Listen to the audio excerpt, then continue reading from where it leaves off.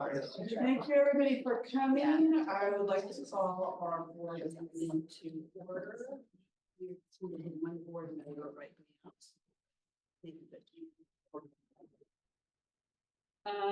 Before we have comments from the public, I would just like to read the statement so that we follow our protocol and everybody knows exactly what's going on. Members of the public who wish to be heard by the board are asked to complete a speaker card. That's the filler. Once recognized by the board president, me, speakers should come to the podium and introduce themselves. It's right over there. You got to turn on your little microphone. Introduce yourselves for the record, so be sure to say your name, please, before addressing the board. Individual speakers are limited to 3 minutes. Groups commenting on the same topic are limited to 15 minutes. With board consent, the board president may increase or decrease the time allowed for public presentation comment, depending on the topic and the number of persons wishing to be heard. The president may take a poll of speakers for or against a particular issue and may ask that additional persons speak only if they have something new to add. The board will not comment on items unless they are agendized. However, the board reserves the right to clarify or correct any misinformation stated. Each individual speaker may only address the board one time per unagendized or agendized item. As per board bylaws, during agendized items, the board president reserves the right to ask any speaker to stay on the current agendized topic.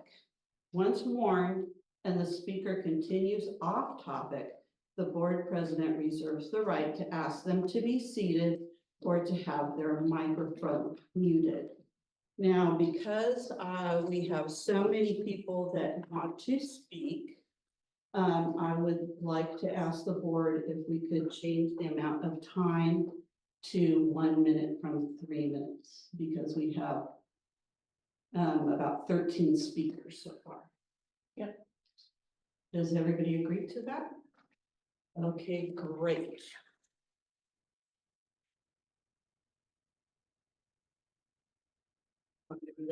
Okay.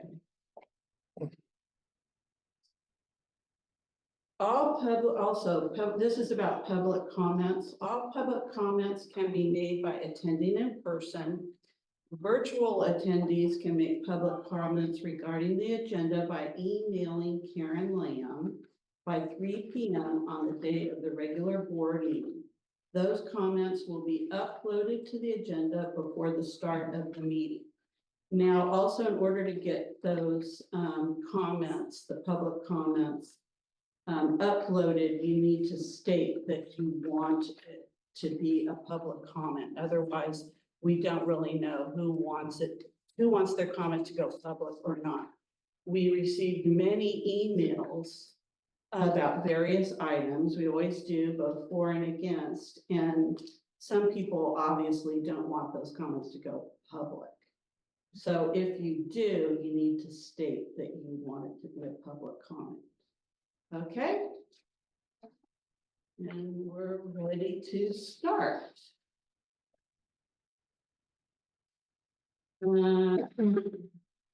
JD, is it Mar? Yeah, yes. Okay, thank you. So, ma'am, it's 1 minute or 2? 1, please.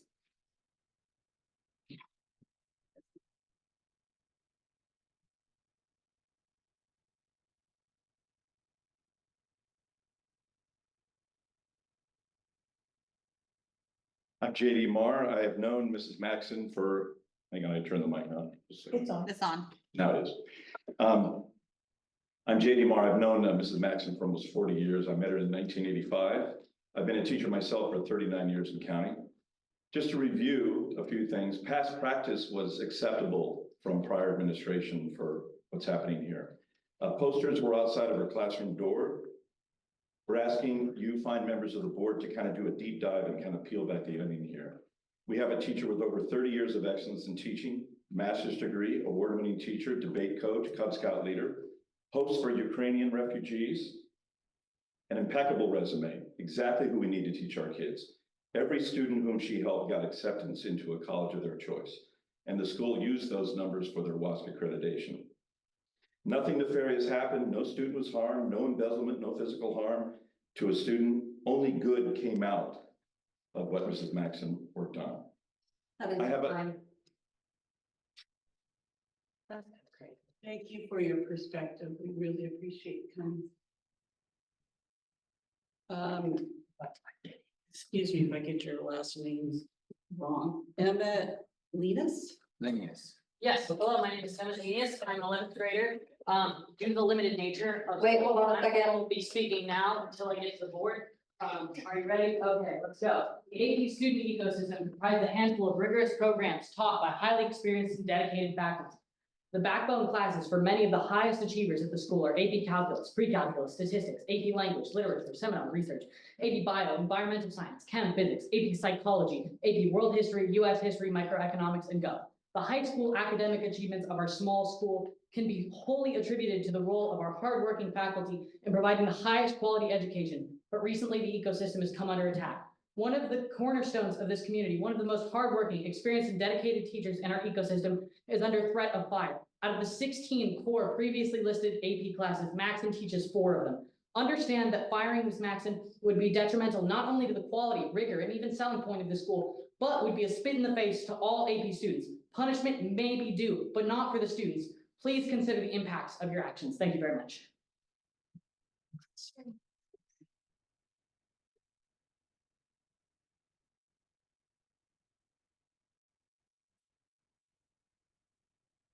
Very much. Brian?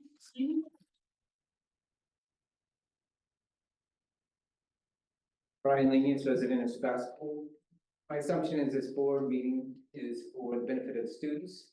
I would like you to consider what cost to students this dismissal might entail, what benefit for learning leniency or Ms. Maxim would be, and what is the worst would happen if you have leniency.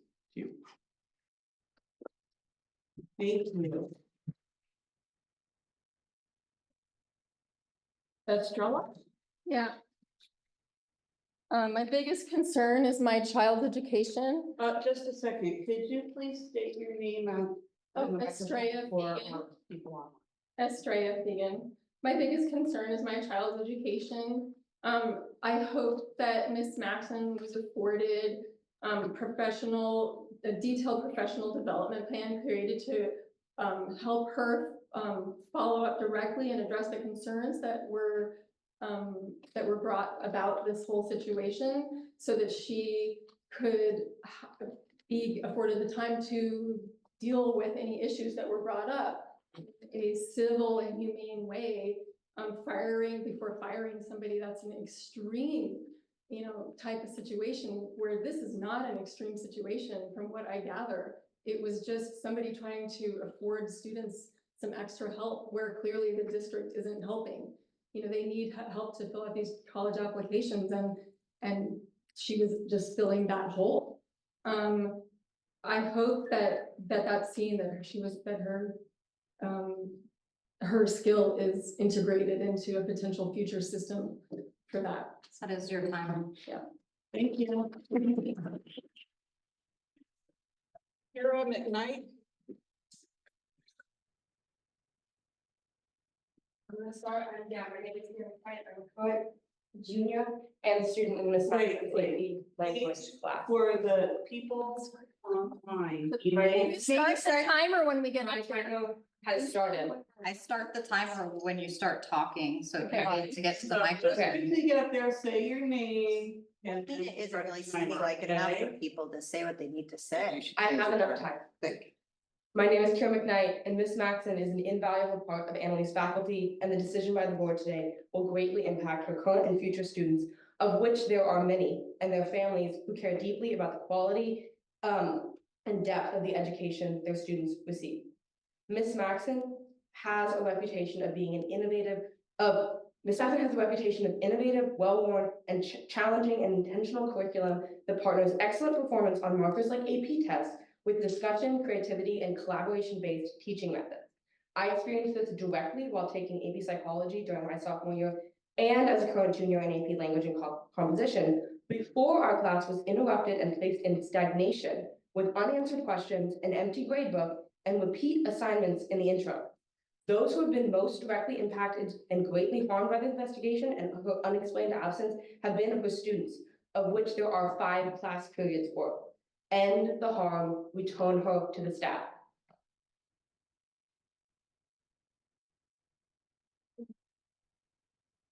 Thank you very much. Benjamin McKnight.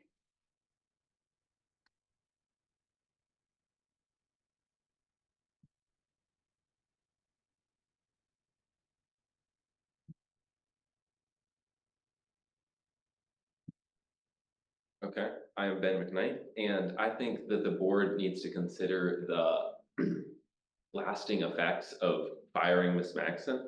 I think it would leave a very bitter taste in the mouths of the students and the community, as a lot of this whole process has been kept very secretive and very, mysterious, and has led to lots of rumors. I think that it will lead to these rumors only continuing, and they will only continue to grow. And I think it will have a very negative impact in the long term, as people continue to feel that the board is very distant from the students and from their community that they serve. Thank you.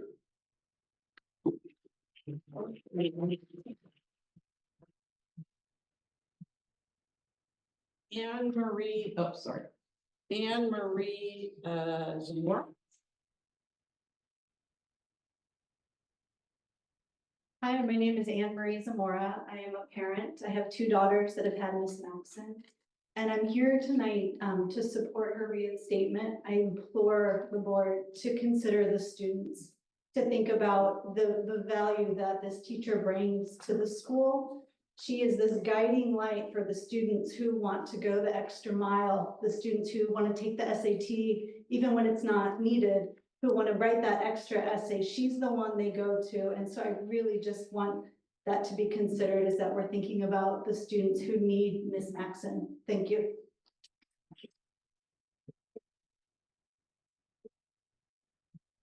Henry Ugar.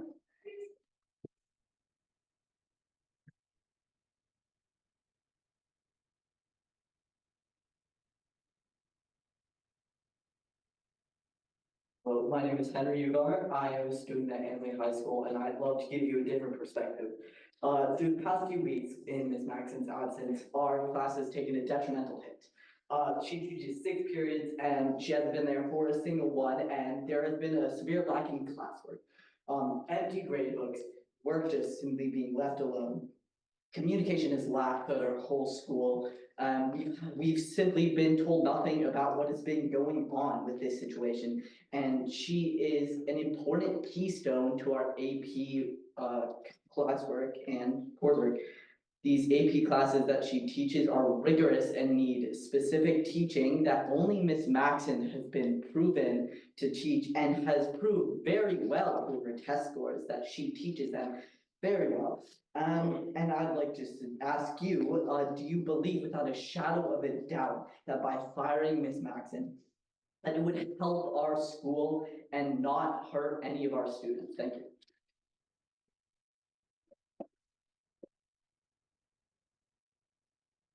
Stella Finley.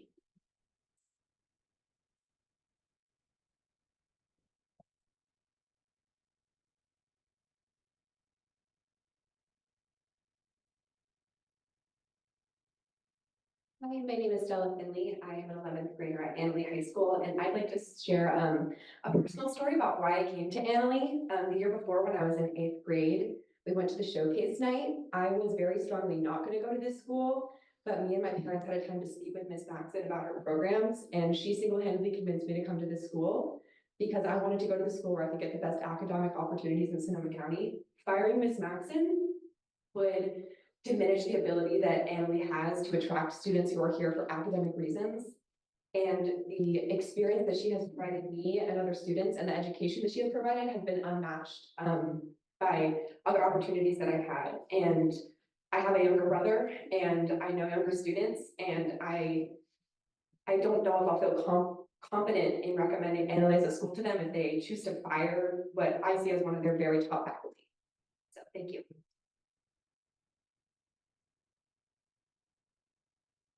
Thank you. Quince Holman.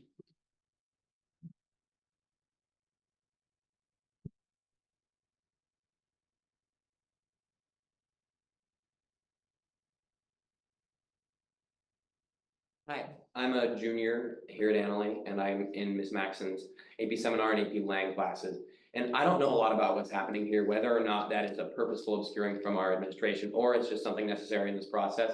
So I'm just gonna talk about what I do know. And I do know that our school's college and career counseling is lacking. I've tried to get advice on college and career counseling from our college and career coordinator, and quite frankly, it was lacking.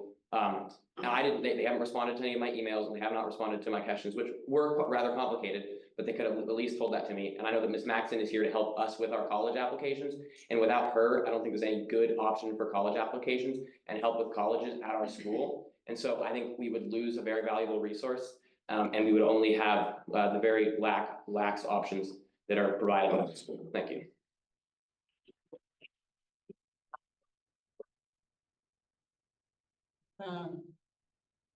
Steve McKnight.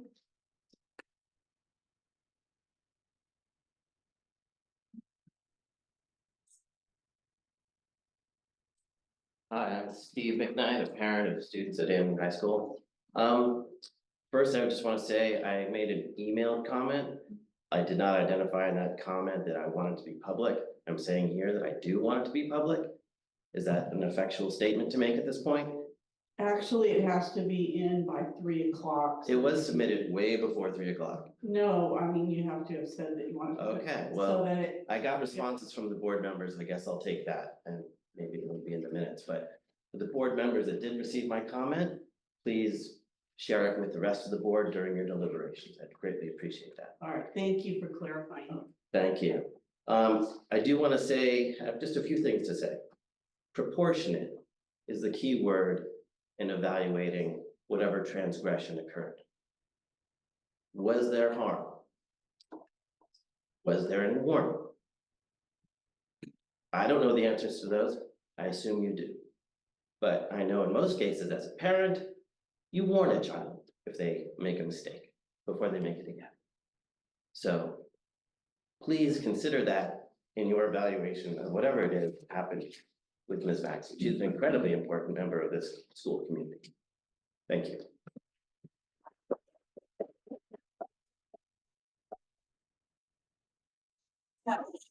Tessa Hill. Good evening, Tessa Hill. I'm a parent of 2 children at Annalee. I'm sure all of you know that the advanced AP and honors courses are reasons why parents choose to bring their children to Annalee. In particular, my older son Cormac has completed AP Lang his junior year with Ms. Maxon and is currently enrolled in AP Psych. In our interactions with Ms. Maxon, we have found her to be an excellent instructor with a rigorous set of standards for students to strive towards. The high level of instruction and her guidance on the material definitely, for sure, contributed to my older son excelling on the AP Lang test last spring. I would like to urge the board to take a cautious and conservative approach, as you are hearing from other parents and students, in disciplining a teacher who has provided excellent instruction at Annalee for many years. Given how important her teaching is to a large number of college-bound juniors and seniors enrolled in AP courses, I hope you'll choose a path that offers the least upheaval for students and recognizes the significant contribution that Ms. Maxon makes to the educational mission of the high school. That is your time. Thank you.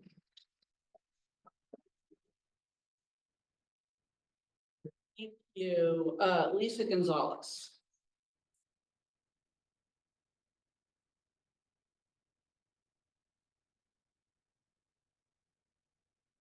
Hi, my name is Lisa Gonzalez. I'm a parent of a current Annalee student and a recent grad.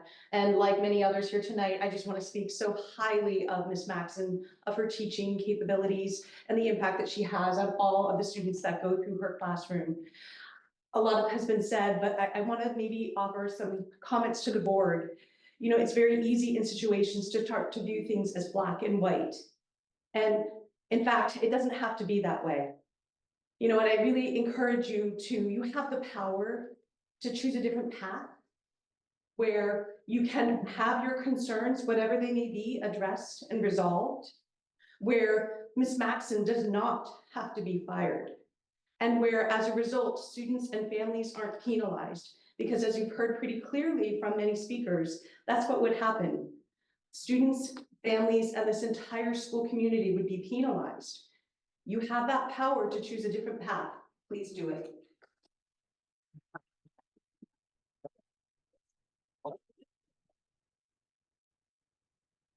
Very much for all the comments. I would like to clear up one misconception, particularly for the students.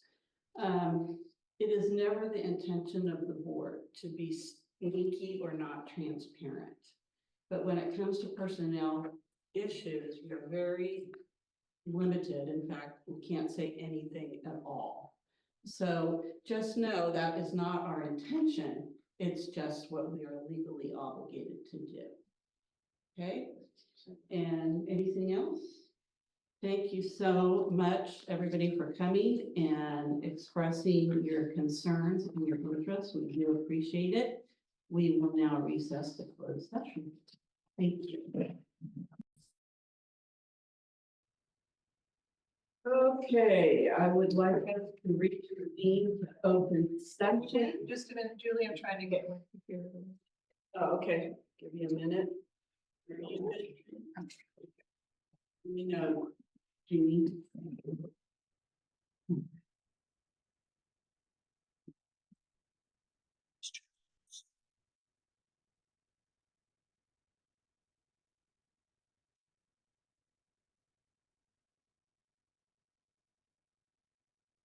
Okay. Okay, can we please all stand for the Pledge of Allegiance? Flag is in the one over there. Pledge of Allegiance to the flag of the United States of America, to the republic which stands one nation under God, indivisible, with liberty and justice for all.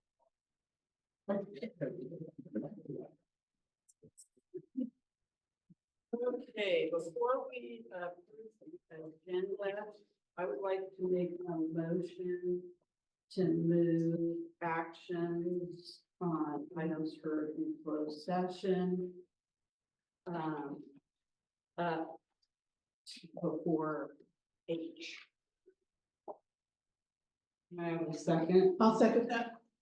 All those in favor? Aye. Okay, so can I have a motion to approve the agenda after moving the action item up? I move that we approve the agenda. Can I have a second? A second. All those in favor? Aye. Aye. Okay, action on items heard in closed session. Sean, you're up.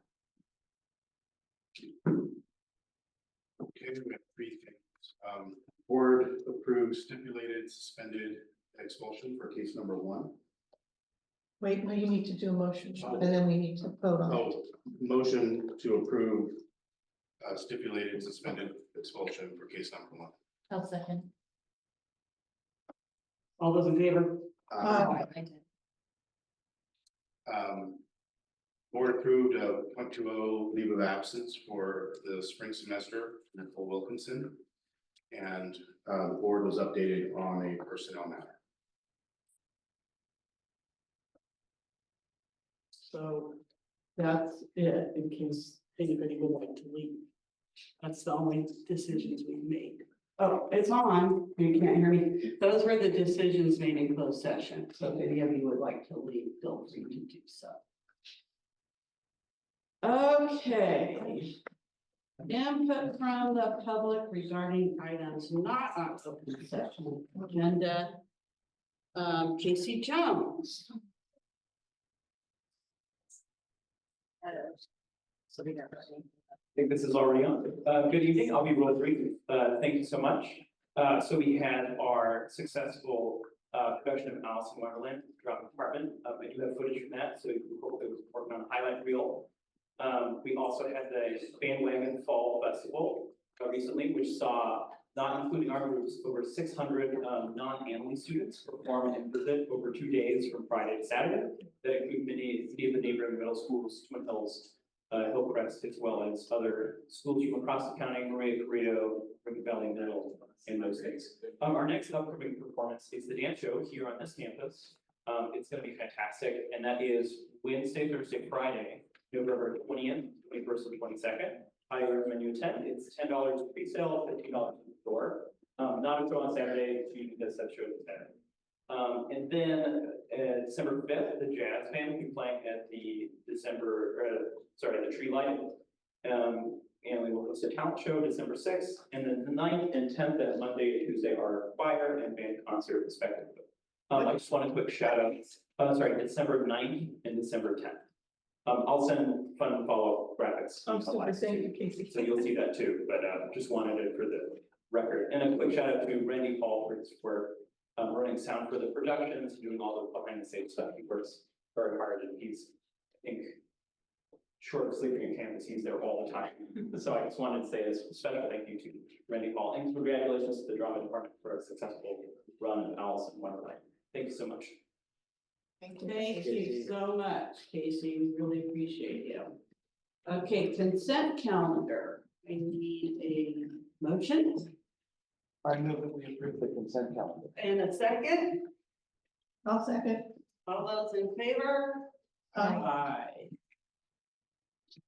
Can I give a friendly reminder to please use your microphones? The audience at home is texting me that they cannot hear you. I've got mine on. Is it not working? You're just not talking. Please, close my thing. Okay. How's that? All right, we are on reports, student reports. Oh, did you send me those? Wow. Go ahead, you can do your student report, Nadir, thank you.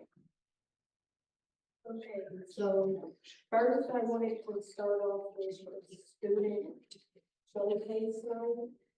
It went really well. It was a great opportunity for parents and teachers and staff. And the culinary class also provided. And the seniors also completed the FAFSA registration. We also had a basketball game. The game was held on October 15th. It went really well. And it was a good opportunity to have sports activity on the campus while students showed up to support.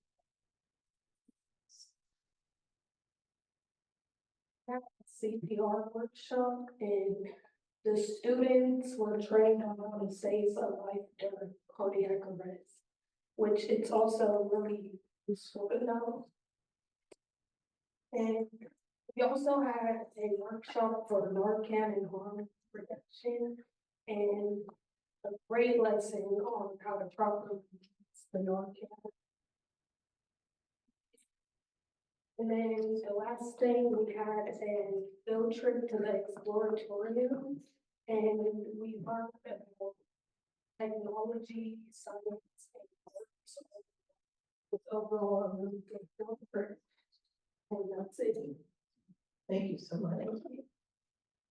Thank you. Okay, Alina couldn't be here, so she'd like me to read the student board report. So here goes. I would like to start this report by addressing the possible dismissal of a beloved teacher on our campus. I'm not going to state my personal opinion, for I don't know enough about the situation, but rather the impact her absence would have on the student body.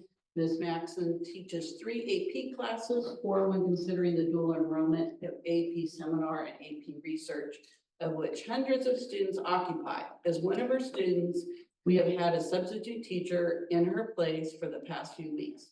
Without a qualified teacher to teach multiple AP classes, these students are robbed of their chance of passing the AP test in May. Depending on the outcome the board has come to, I have to make clear how important it is that we cannot continue with only a substitute teacher. Consistency and connection is something critical to learning, and it seems like we've had less and less of this over the years. On to the rest of the report. I'm very sorry to not be here tonight. I would highly urge the board to ask people to not schedule school events during board meetings. Oh, that's kind of a good idea. Yeah. Tonight is the Fall Sports Award, celebrating the 2024 season of volleyball, football, tennis, flag football, cross country, and golf, where we get to celebrate the hard work our athletes have put in over the semester.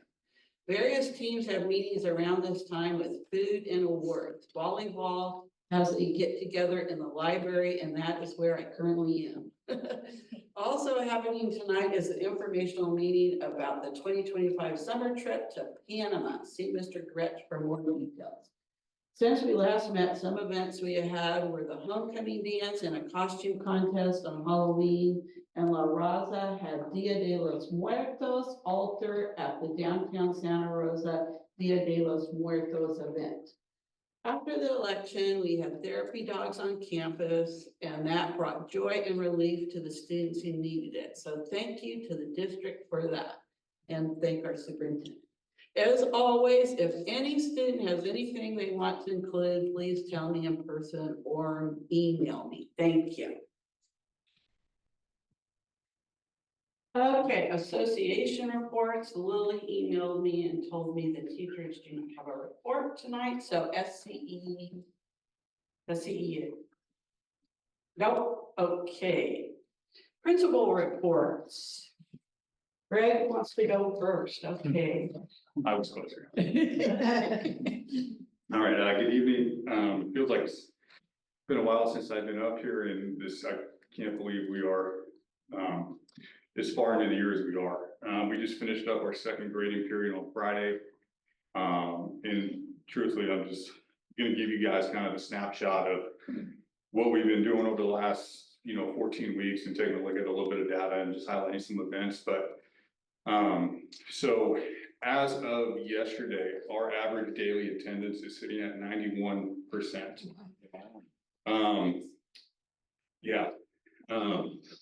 We also implemented a new morning taxi service. Thank you, Mr. Meredith, Jenny, and everybody who helped approve our school van. For the last 2 weeks or so, in the morning, I've been picking up students, doing runs and bringing them to school. So we're going to continue with that. And we're hoping in the future to, keep using that van for more opportunities, but it's been a real asset so far in the short time we've had in getting kids to school. So thank you for that. This year, we also pushed back the start time of our first period from 8:30 to 9 o'clock. I ran some reports looking at the data from the first 14 weeks of school where we're at now compared to last year. We've seen exactly a 10% increase in first period attendance since that shift. So whether that's causation or correlation, I'm not sure, but it's been a positive return so far. So we're thrilled about that. In our advisory program, students have been working on their career interests, career exploration. We're going to be hosting a career day next Thursday, 11/21. Students, this has been an event we've held every year since I've been here. And this year we've made a pretty big shift, and we asked the students to reach out to the individuals they wanted to come speak with. So they're doing cold emails, they're doing cold calls. And they're absolutely rocking it. So it's really cool to see. So we're hoping for an awesome event next Thursday. Also in our advisory program, our goal this year was to provide one workshop every Wednesday throughout the year. So thus far this year, we've offered 10 workshops to our students, ranging in topics from internship opportunities. We've got the district attorney's office here. Art Start, we have the CPR training with Sonoma County Fire Department. We've had Sonoma County Behavioral Health doing coping skills. We've got college and career workshops. So we're pretty excited about the offerings there, and going to continue offering those as we go along. On October 22nd, I went to the Community Schools Conference in San Jose. And really good conference. Started off with an amazing keynote speaker, Dr. Andrade, and I just bring that up if you want to listen to somebody who's pretty phenomenal. Take a look at his stuff. But I went to 3 sessions there. One focused on family engagement, one on the teacher's role and kind of the expanded role in community school. And also the last one was on collaborative leadership in community schools. And let's see here, last Wednesday of October, we held our first site council meeting. So excited about that, to get those off the ground running. Our goal for this year is to make those, the traveling site council to try to engage more families from different areas. So we're continuing with those. And lastly, just 2 really cool events we had on campus recently. On election day, Ms. Malone in our government class held mock elections. We had poll workers, and it was really cool. The kids did a lot of work on the issues and created these poster boards with different platforms. And so as the students came into the polling place, they could take their ballot and walk around and read the other students' work and the different platforms before they voted. So that was really cool. And then on the 7th, we have a civic engagement panel. And I do want to send out some thank yous here, especially to those who participated on the panel. So Joni Bletchell, Angela Cole, Julie Aiello, and Joe Fernandez. And I also want to thank Debbie and Jeannie for coming and supporting as well. Really awesome event, and it was lengthy. So appreciate everybody's time there and participation. I know our kids really enjoyed it. So that's my report. Thank you, Greg. All that sounds absolutely awesome. Thank you. Chuck.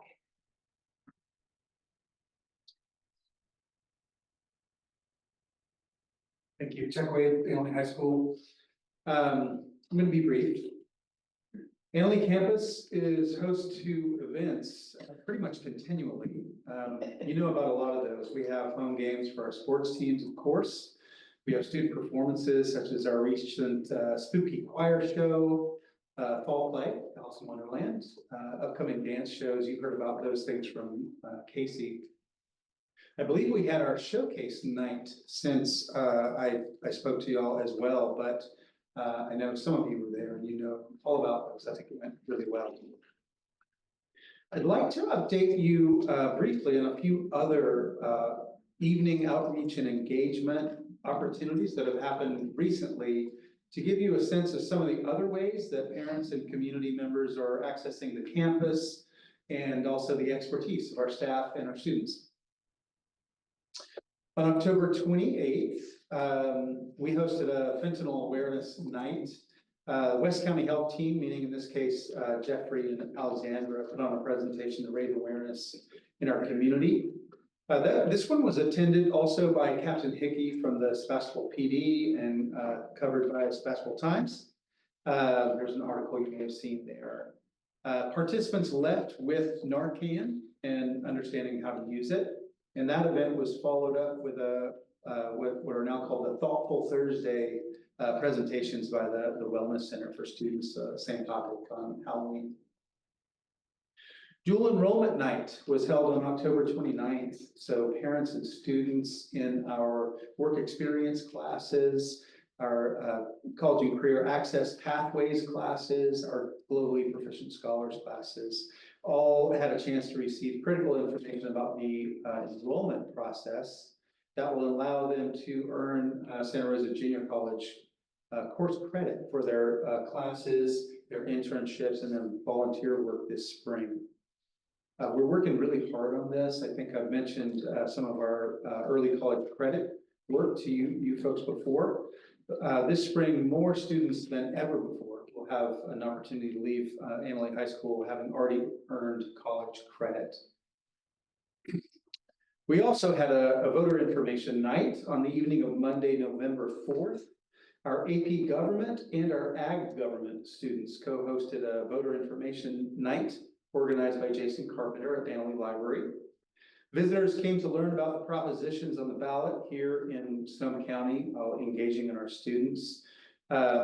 I have to admit, I left that evening knowing quite a bit more about the propositions than I did when I actually mailed in my ballot. A couple other things I want to mention, in other news, at long last, the key cards for the restrooms in the small gym have arrived. We're super excited about that. Anita Sanduina, our DI coordinator, will help students who need those most get access. So thank you to facilities and IT crew for your persistence in making that happen. And it's been a long road, but it's important for us. So we're super excited about that. As some of you at least know, I think, Ann Peterson is our WASC coordinator. She's been working really hard on getting our WASC report together. I think she has been doing an especially good job of being really inclusive about the voices on our campus being included. She's working now on the visiting committee schedule. So that's starting to feel very real to me. We should have a finalized visit schedule to share shortly after I return from my own WASC site visit next week. So I'm excited about that as well. There's new legislation and funding that will actually give us access to californiacolleges.edu. So that is part of the new California College Guidance Initiative. Platform will include an interest assessment, an academic planner tool, and a way to automate parts of the application process for UCs and CSUs. Recently, our counseling department chair, Shaylin Birch, Heidi Mickelson, our CPE TOSA, Paula Dillon, our district data coordinator, and Willie Lepori, our college and career coordinator, and myself, attended an introduction to this platform. We think that'll be a pretty exciting tool for students to have to help them sort of understand what they want to do next, but also for educators on site to understand what students have done so far. It really provides a way to track progress, not only in terms of their mastery of content and progress towards graduation, but also in terms of their application process for college. So we're excited about that as well. Is that the CC, was it CCG? Is that the one that was Yes, part of CCG. professional development? Yes. Right, and there was a workshop on that on the professional development day? Correct. Laura Corbino. Yes, and so is there something that has to happen with an MOU in order to activate that? She said there was a process that takes some time, and the sooner that starts getting underway so that the data can be imported. Yeah, we've indicated that we're interested in participation, so that ball's already rolling. Great, glad to hear it, because uniformly, every single person in the room was in full support of that, and I think even more after she responded to some. Thank you. Thank you. Thank you. Great stuff. Okay, board reports. Debbie. I do not have much, but with a couple of people mentioning the fentanyl training, I just wanted to chime in on that also. I took a fentanyl training workshop a few weeks ago. I really recommend it to every single person. Fentanyl can be provided, or the Narcan can be provided for free from many organizations in our community. And it's really recommended to carry it on you. I heard at the workshop I went to of 2 cases where people saved lives just by having it on hand. And if you use it on somebody that is not experiencing an overdose, there's no harm. It can't hurt. It can only help. And it's just a great way to save lives. So I just want to share that with everybody. Thank you. Jeannie. Yes, thank you. Chuck mentioned about the showcase, and I wanted to say that it was a real pleasure attending that. And I was very impressed with all the performances and was a very large attendance. And so I was really impressed. I had the pleasure as I was headed over to the gym, I noticed all of the cheering and all of the lights down at the field. So I thought, I'm gonna go check out the flag football game. And so I went and watched that, and oh my goodness, was that a load of fun. So I got cold and I ended up having to go home because I was freezing to death. But that was really great, and the girls won that night, so that was really fantastic.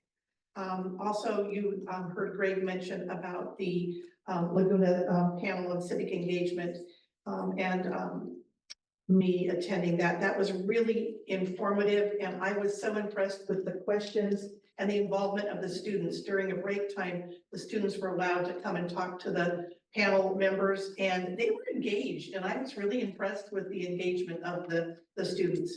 So I think that was fantastic. The other thing that was really special that happened to me, and I think that happened at the high school this past week, is we had a special guest from Sweden this past week. And I coordinated with Eva Reimers, who was the class of 1975's exchange student. And yes, that was 50 years ago. She was the exchange student when I was a senior. And she reached out to me back, I don't know, 3 or 4 months ago and asked if I could help arrange for her to come and speak to some classes about her being an exchange student and what kind of her life was like since leaving Annalee. And so I worked with Rachel Ambrose, and Eva came and spoke to her ethnic studies class and 2 of her global studies classes. And it was so cool to have her come back. And the funny thing was, when I introduced her to the office staff so we could get her a name badge, the jaws that dropped when they realized that she had been here 50 years ago, they were like, really? She came back here? And so that was just really neat. And it was just really wonderful to be able to show her around and show her the school grounds. And her comment when students asked her questions, they said, you know, has things changed much at Annalee? And her comment was, no, not really. Some of my same classrooms are exactly the same. And then I did pipe in and say, but they now have air conditioning. So that was neat. And I also would like to make the comment tonight to say to our administration, if it's at all possible, to ask our departments to try not to schedule events like tonight so that our student board members have to miss a board meeting because of an alternate event. And then also there's a lot of times when there's been events that board members can't go to because we have a board meeting and there's alternate events.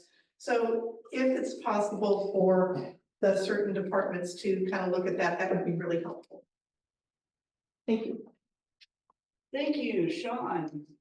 I don't have. All right, Louis. I don't either tonight, thanks. Okay, the only thing I want to say is I enjoy being part of the civic involvement panel. I'm really glad that it's being taught in our classes. I think it's important. So that was great. Superintendent report. Thank you. I'll echo a few things, but I won't dive into detail because our principals covered it. But Showcase Night on October 17th was a successful event. Big thanks to our staff at Annalee for facilitating another great evening. Dan Blake and I met many families who are very excited and interested in attending Annalee High School, and we handed out countless interdistrict transfer requests. So I think we'll continue to see enrollment climb. On October 15th, I presented my information session slide deck at the Monte Rio School Board meeting as an agendized item. I want to thank Superintendent Ed Navarro and the school board for inviting me to present to their school community, and I received some great feedback with regard to that presentation. Greg mentioned the community schools convening that we attended in San Jose on October 21st and 22nd. It was a great opportunity to learn, but also to engage with our district team. As Greg, Laura Schmidt, and Sheila Richmond also attended.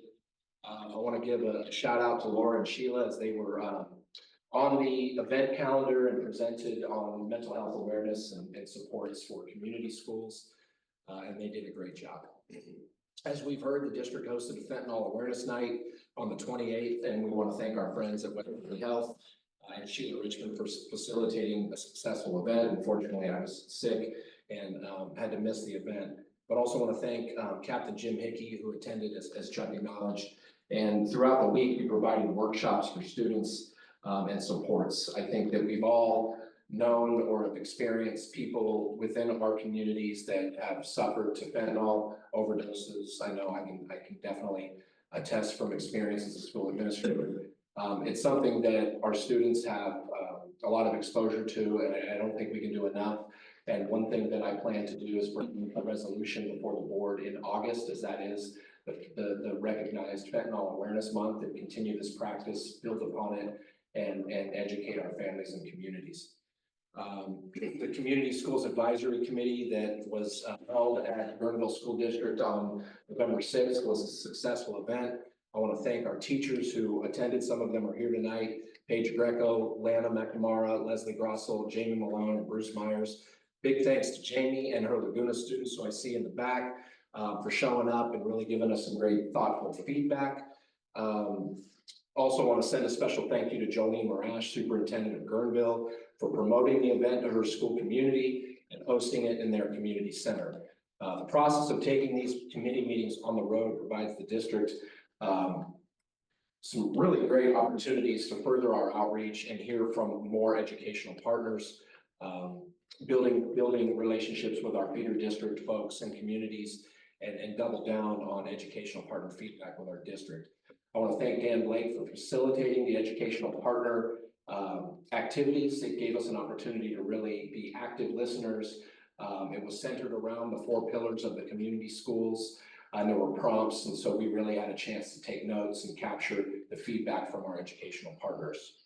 That district composition, and I want to thank the folks that agreed to participate. Our board rep is Sean Tramilla. Sean was unable to attend, so Debbie stepped in as the alternate. Thank you both. Site administrator Greg Alexander, Dan Blake in HR, our family engagement facilitator Louis Mora, our wellness coordinator Sheila Richmond, our WSCTA rep is Lana McNamara, our CBO Andrew Solis participated, and then we had 4 great community members who've provided a lot of insights over the course of our process, and Dale Doherty, who's here, Diane Hughes, who's the fiscal advisor for the West County Transportation Agency, lives right down the street from El Molino, went to El Molino. Great insights from her. Hillel Posner, a gentleman who I've worked with in my previous capacities and has been a part of our design team since 2022, lives out on Mirabel. Both his students went to El Molino. And then Mary Fricker, who always gives us some really great feedback and represents her community well. So I want to thank all those folks for their commitment to this very important community engagement process. The process continues. We're going to take our committee on the road, and Sarah Graham has agreed to host committee meeting number 2 at Sebastopol Union on December 4th. And then we'll be heading back to the River community and hosting number 3 and the final one for the fall semester at Monte Rio on December 19th. Finally, I'd like to acknowledge our board president, Julie Aiello, who will be retiring at the end of her current term. Julie has a prior engagement and will not be present for her last meeting as the board president on December 11th. So I felt it was extremely important that I take the opportunity to acknowledge Julie, her many, many years of service in public education, and her commitment to our district and our school community in serving as a trustee from 2020 to 2022 and our board president from 2022 to current. I can't say enough about what Julie has brought to our school community. What I also can say is that she's been a tremendous mentor for me. Her perspective that she brings as a former teacher, kindergarten teacher, I might add, who remembers things that are just crazy sometimes when she shares stories about current students, current staff, and also the union president. And so when I have the opportunity, as I'm building relationships with labor partners and trying to be the best superintendent that I can be, and Julie's worked with a lot, some great, some not so great, as she shared. But she brings that experience and runs business operations as the board president, but there's also really insightful advice that she provides to me to help me do my job to the best of my ability. Amazing service to the community, a mentor for me and to some of our trustees I know that are learning, from Julie. Thank you for all that you've done. You will be missed. Thank you. It has been great.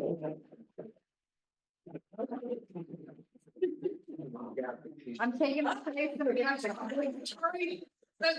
Thank you. Oh, thank you.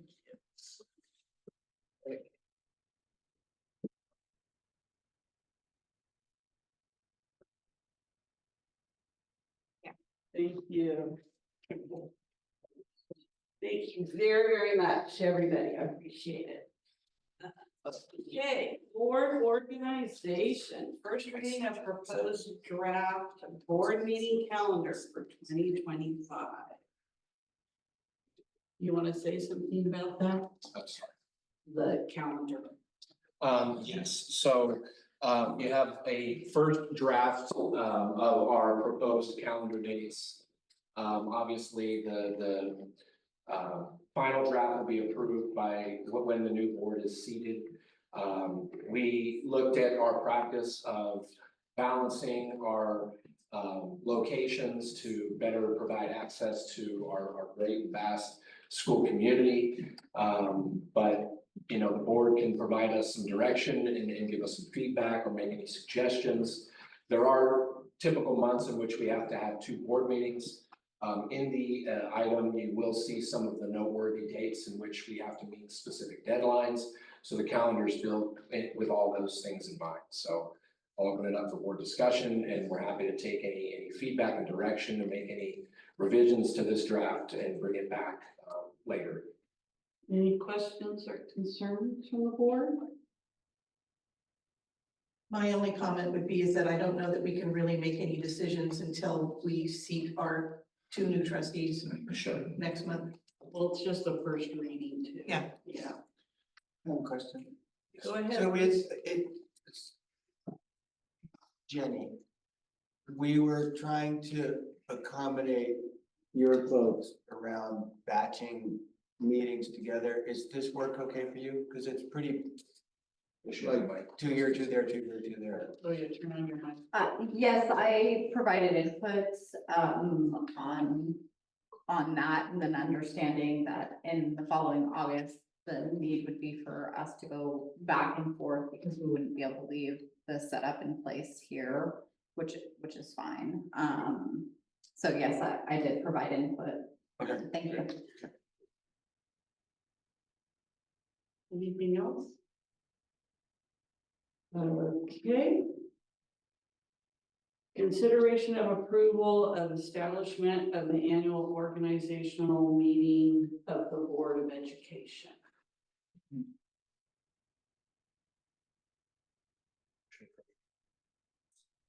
Oh, yeah. Can I have a motion? So moved. Second? Second. Okay. So this is a process that's really outlined in Education Code 35143 in terms of the timelines. It's written here in the agenda, but for the public that may not have that in front of them. During a regular election year, the governing board of each school district shall hold an annual organizational meeting within a 15-day period that commences with the second Friday in December following the election. This year, the second Friday falls on December 13th, 2024. The previous board approved regular meeting calendar previously board approved regular meeting calendar indicates that this year's organizational meeting will be held on December 18th to ensure that we're in alignment with those timelines. So we were thoughtful knowing that this was an election year and included the date for the December 18th board meeting with these timelines.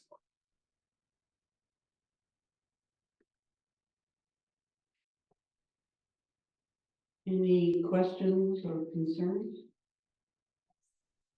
Okay, all those in favor? Aye. Aye.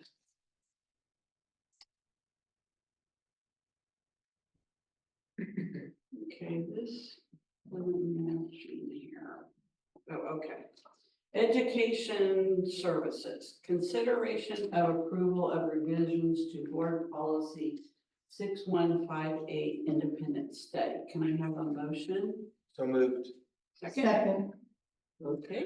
So this is a second read. You know, I spoke to this, making sure that our policies align with the legislation that changed. We did get feedback that we needed to take out a word that was no longer relevant. You'll see that reflected. No other changes have been made. I'll leave it to the board for any questions. Questions? Concerns? All those in favor? Aye.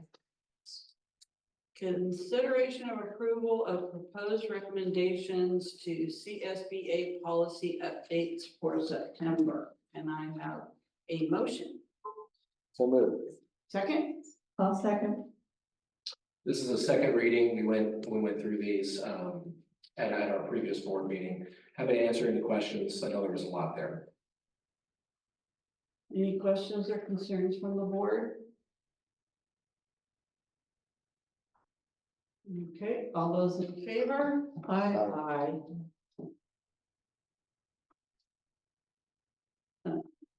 Okay. First reading of proposed new text Spanish 4. So no motion needed. It's first reading. I'm excited about this. It builds upon the curriculum that we purchased for the department last year. So we're trying to make sure that they have all levels with the similar curriculum. So. Okay. Facilities, maintenance and technology. Consideration of approval of award of a construction contract with Carr Construction Services, Inc. for project AA38 Annalee High School temporary classroom project. Can I have a motion? So moved. In a second? I'll second. Okay, Jenny. This is an item that we've talked about at multiple board meetings in my regular bond project updates. So this is as proceeding forward with the site work associated with the temporary classrooms that are going in. We went through the formal design bid build process, and Carr Construction is the lowest qualified bidder. So I'm happy to answer any questions. Any questions or concerns? All those in favor? Aye. Consideration of approval of a consultant contract with Bruce Mansell for inspector of record services for Measure A bond project AA38 Annalee High School temporary housing project. Can I have a motion? So moved. Second? Second. Jenny. We're required by the Division of State Architect to hire an inspector of record for all DSA projects. This is the inspector of record that we have used in the past. Right now, class 3 inspectors are really hard to find because there's a lot of work out there. So we were only able to get one response to our request for proposals. I'm happy to answer any additional questions. Any questions or concerns? Sean? I do have a question. So what, maybe like a thumbnail breakdown of what an inspector of record actually does, just because Sure. $45,000 seems like a lot of money for an inspector. It is a lot of money. They make a fair wage. If anyone's interested in high earning wages, there's a massive need for class 3 inspectors who are the authority that approves buildings on the behalf of the state. So since the state doesn't have people that they send out like local inspectors, so if you're doing a project at home, someone comes out and inspects it from the city or the county to ensure that it's done in accordance with the plans. Well, the state, because that's our governing body for our projects, makes districts and public entities hire an inspector who basically is working for the district, but reports to the state. So they ensure that we're complying with the construction documents above and beyond the architect. So you have the architect who's the designer, you have the contractor who is the builder, and then you have the inspector who is reporting back to the state. And a lot of times they're coordinating meetings. They're also coordinating, you'll see this project doesn't require special testing, but with our career technical education building, that will require special testing. And that's like testing of rebar, testing of concrete, the mixes, the design, when they do a pour, making sure the slab complies, stuff like that. So the inspector is overseeing all that process, and they're coordinating with any other entity, like the contractor, special testing, the civil engineer, the geotech. It's just all kind of, it's a huge responsibility. They're basically the ones signing off that the project is being done in accordance with the stamp that's approved at the state level. Thank I wish it were less than. Yeah. Any other questions or concerns? All those in favor? Aye. Aye. Consideration of approval of award of construction contract. Oh, we just did that one, didn't we? No, same one. No, that's okay. Same company. With Car Construction Services Inc. for project AA 49 Laguna High School Campus Improvement Project. Can I have a motion? So moved. Second? I'll second. So this, along the same lines, you guys have heard about this project over the last couple of meetings. We officially put it out to bid. What you'll start to notice in some of the themes, and I know it was a little confusing because CAR was low on both of them, is the same contractors were very lucky locally bid on these projects. So we work with a lot of the same contractors over and over. It just so happens that CAR was the lowest qualified and responsive bidder in both instances. This is for the Laguna High School Campus Improvement Projects, which is a litany of things as I described in my report, so I'm happy to answer any additional questions. Any questions or concerns? Yeah, so Jenny, this is the one that you sent the letters out. So we received a letter. I guess it was dated November 7th, but you just got it yesterday? It was yesterday at 4 p.m., a little after 4 p.m. that it was received, and what I notated in the email response that I had was, I think the intention of the sender was to send it to the full board. They did not enter your email addresses correctly, so when I sent out the district's response, I realized you hadn't received it, so I doubled back the letter to you. Yeah, thank you. But I received it yesterday I received afternoon. it just yesterday, yeah, because that's what you had said. in They your did send it by response. certified mail. I also received that this morning. Okay, so they wrote it on November 7th. Yes. So, and then they had a concern that, they wanted to review.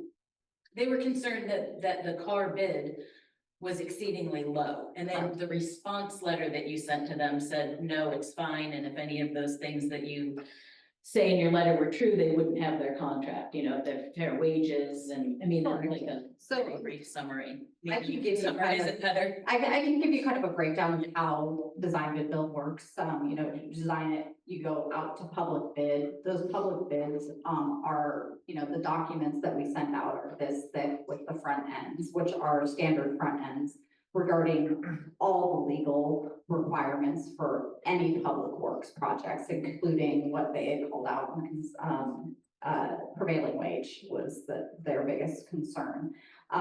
When we received those bids in, we know that big, huge gaps and discrepancies. You'll see the next 4 lowest bidders are in a pretty tight scenario. 3 of them are between $6,000 and $10,000 apart. And that's what we call the middle of the pack. And then you've got the people on the outliers who are on the higher end of things. So when we saw that bid come in low, the architect and the owner, myself, contacted CAR and said, hey, are you missing anything? There's a process in which contractors can withdraw their bid due to a clerical error. That's not the only thing they can withdraw their bid. There's also a process in which any contractor who disagrees with the process can protest, and they have 3 days to do that. So anytime we open a bid, I always remind the contractors, if you're gonna protest or you're gonna withdraw, get those letters in ASAP. We qualified their bid and they're ready to perform the job. So we didn't find anything substantially wrong with their numbers. Some people are just able to work more locally. So that's where we wound up, and that's why the response, which legal drafted, kind of goes straight for us, was the way that it was. We were not in any way, shape, or form required to respond to the Carpenters Union. They don't have the ability to protest. on a project. They certainly notated their concern, and that was notated by the district. And that was why we responded. We felt like they deserved a response because we'd rather just not have it lingering out there with questions. So I guess my concern procedurally with this would be, is this is an item that had already been agendized and new information came to the entire board and it was never made public. So, just to be clean, I don't see any reason to withdraw a card. But I don't feel like it's actually appropriate to take action on this tonight. Because there's information that was not made public that was shared with the entire board. And I was made aware of that, and in between being made aware of that and right now, we did reach out to legal counsel, and I'd be happy to review the response if you're interested. They said, Jenny, our view is that just because the board received public comments from a non-bidder and district staff responds, those communications do not have to be made public prior to the board's consideration of awarding a contract. Regards. That's Kimball from our OHH legal team that works on all of our construction related projects. So that was their opinion on it. And we forwarded them the exact verbiage that you had questions about. And I think really where the preface is they don't have any legal right to protest. And the people who did not. It's not something that should hold up the action item that's being presented to y'all tonight. And, it was out of our control, and it's obviously, something we want for our board to have. And as Jenny indicated, it's courtesy, heads up in that regard. It's not necessarily impacting the decision that you have to make tonight. If it's public comment, and it definitely came before 3 p.m. They didn't acknowledge it as public comment, but Debbie, it wasn't sent to us to be attached to the agenda item and follow our process. However, I hear you, but it's not something that I would recommend the board polling in that regard. And for clarification, it was not sent to Karen, which is the process. It was sent to me. And it copied the board, and I was doing my due diligence in responding and making sure that you received the district's response, so that there wasn't any questions tonight in case that did come to fruition. And we just kind of wanted to put that to bed because they made some pretty large accusations that were not founded with any founding. Fine. Unfounded. Any other questions or concerns? All those in favor? Aye. Opposed? I'll abstain for Abstain. transparency Okay. purposes. All right. Consideration of approval of award of the guaranteed maximum price and the leaseback contract with GCCI Inc. for Annalee High School Career Technical Education Project AA36 Phase 1. May I have a motion? Second. Well, you guys have heard me talk about this project for a real long time. I know, this is kind of exciting. This is very exciting. This is the first step in this project becoming real. It's the awarding of the initial lease, which was presented before you tonight, as well as phase 1. Phase 1 is getting the parking lot ready for additional parking spaces because we're going to need to take some away when we start the modernization. What? But we're providing more spaces than we're taking away. Okay. And we're relocating the greenhouse, and we're also starting to procure the switchgear. We have new PG&E service coming in. That switchgear is at least 240 days out. So we want to get that procured right now. I am happy to answer questions about this project. Any questions? All those in favor? Aye. Yay. Measure A bond and budget project updates. Woo. I just gave them all to you. They Yeah, gave them all. I, to say that we're busy in the facilities department is a little bit of an understatement. We are about to hit the ground running with, 3 projects, plus 2 more coming over summer. I've updated the bond, project updated, sheet, with all of our current updates, which is basically everything that you guys took action on tonight, as well as, we're in DSA with a few other projects. I've also updated the budget, and prices to what the actual bid amounts are, so I'm happy to answer questions. I didn't feel like we needed to go through that document tonight. But I'm happy to go through it if you'd like. I have a comment. Okay, go ahead. Tangentially related. At the recent election, it looked to me like every school bond measure except for Windsor passed. That's correct. Just data point. Fun fact. Fun fact. All right, human resources, do we have anything? No? Great. Okay, this meeting is adjourned. Great.